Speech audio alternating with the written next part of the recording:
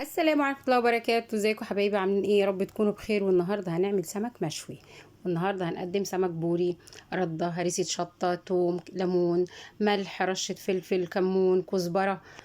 وهنبتدي نحط ردة. هنحط ردة عشان نقلب فيها السمك ونصلي على الحبيب قلبك يطيب. والنهارده السمك مش هنشويه في الفرن، هنشويه على الصاجة. ايوه، على الصاجة. ودلوقتي هتشوفوه وهيطلع تحفة جدا، بجد تحفة تحفة تحفة.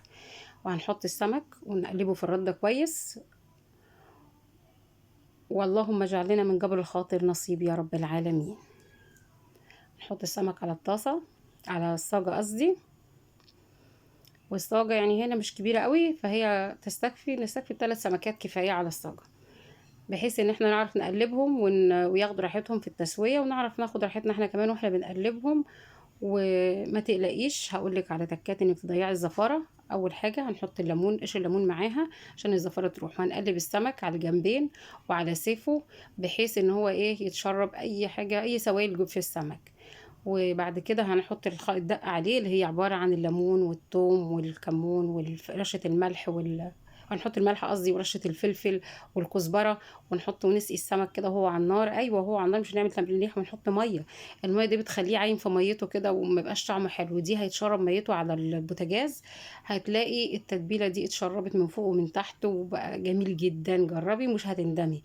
بس حطي التسقيه كده كويس، وزوديها حبه ميه صغيرين، بحيث الميه تنزل على السمكه تشربها كويس. وهنحط عشان نضيع الزفاره رشه سكر على الصاجه.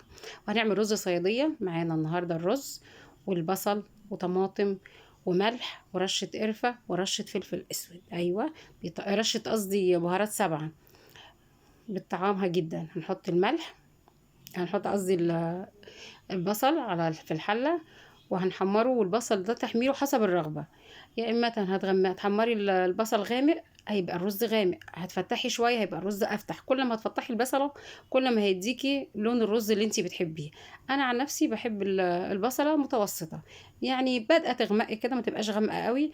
وبعد كده هحط لها رشه القرفه ورشه البهارات 7 بطعمها جدا، بحطها هنا عشان ان هي تضيع الرطوبه اللي فيها.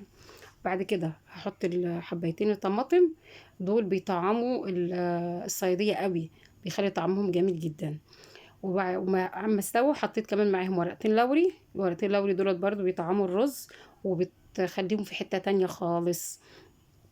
وبجد جربيه، تحفة جدا. نصلي على الحبيب. اللهم صل وسلم وبارك على سيدنا محمد وآل سيدنا محمد، أصحاب سيدنا محمد. وبعد كده هنشوف الطماطم استوت، عشان بعد كده نضيف المية.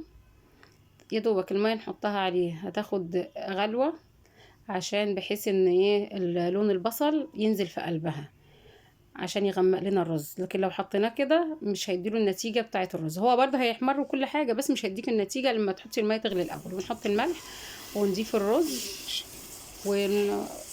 وبعد كده رز نوطي عما يغلي يتشرب، نوطي عليه. وادي كده بألف هنا.